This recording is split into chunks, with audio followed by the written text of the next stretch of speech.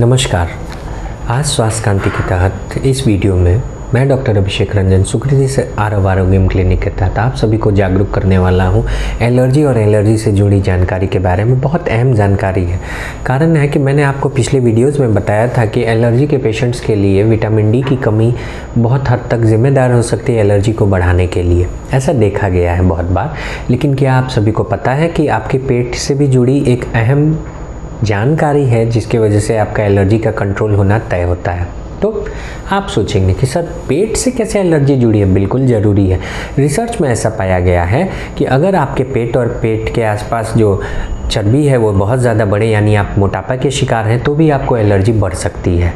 यानी अगर आपको मोटापा है, पेट और पेट के आसपास ज़्यादा चर्बी, आपका पेट निकल रहा है, तो फिर आपका एलर्जी बढ़ सकता है। इसके अलावा एक और अहम जानकारी आप सबको लिए बताऊं तो पेट के अंदर कुछ इंपॉर्टेंट बैक्टीरिया जिसे प्रोबायोटिक बोलते हैं पाए जाते हैं। ये बैक्टीरिया जो हैं, जो इंपॉर्टेंट फ्लोरा एंड फाउना होते हैं पेट के अंदर, ये काम क्या करते हैं कि आपके इम्यूनिटी को बहुत हद तक कंट्रोल करते हैं।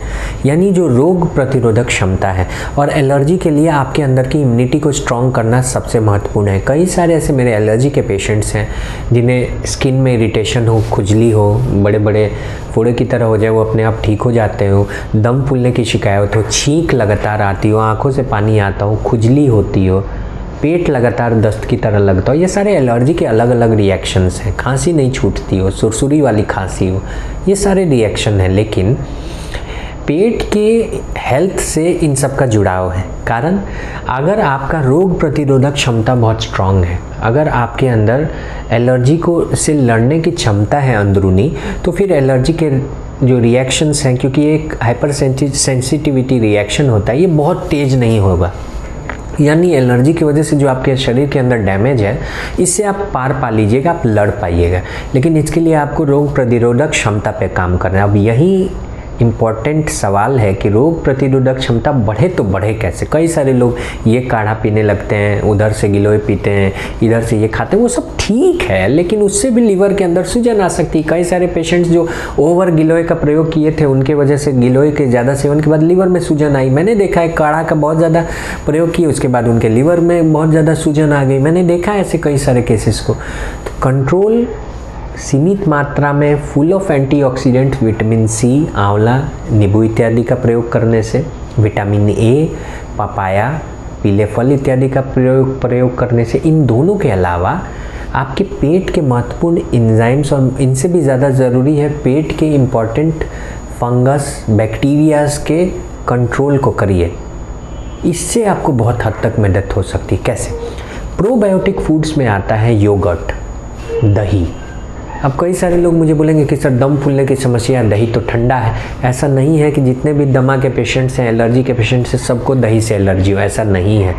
एक इम्पॉर्टेंट सोर्स है आपके पेट के अंदर अच्छे बैक्टीरिया का दही, जिसकी वजह से आपको रोग प्रतिरोधक क्षमता विकसित करने में मदद मिल सकती है। दवाइयों का जहाँ तक बात है, तो ऐसा देखा गया है कि प्री प्रोबायोटिक्स के सेवन के बाद एलर्जी के पेशेंट्स को बहुत हद तक एलर्जी के रिएक्शन से लड़ने में मदद मिलती है।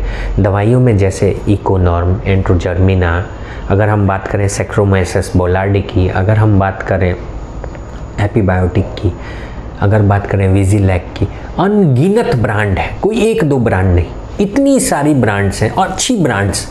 अपने डॉक्टरी सलाह के बाद अगर आप एलर्जी के पेशेंट्स हैं, तो खान पान में तो एलर्जी कॉम्प्रिहेंसिव एलर्जी टेस्ट आप करेंगे तो आपको जानकारी हो जाएगी। आप ऑलरेडी विटामिन डी से अपनी इम्यूनिटी को मजबूत कर रहे हैं। इसके अलावा अपने गट के बैक्टीरिया पे ध्यान दीजिए। पेट के अंदर जो इम्पॉर्टेंट बैक्टीरियाज हैं उन पर ध्यान दीजिए। इनके सेवन से, इनको बाहर से भी लेने से आपका रोग प्रतिरोधक क्षमता विकसित होगा, और आप महसूस करेंगे कि आपके एलर्जी के रिएक्शंस परहेज के साथ साथ, दवाइयों के साथ साथ, इनके संतुलन को बनाने से कम हो जाते हैं।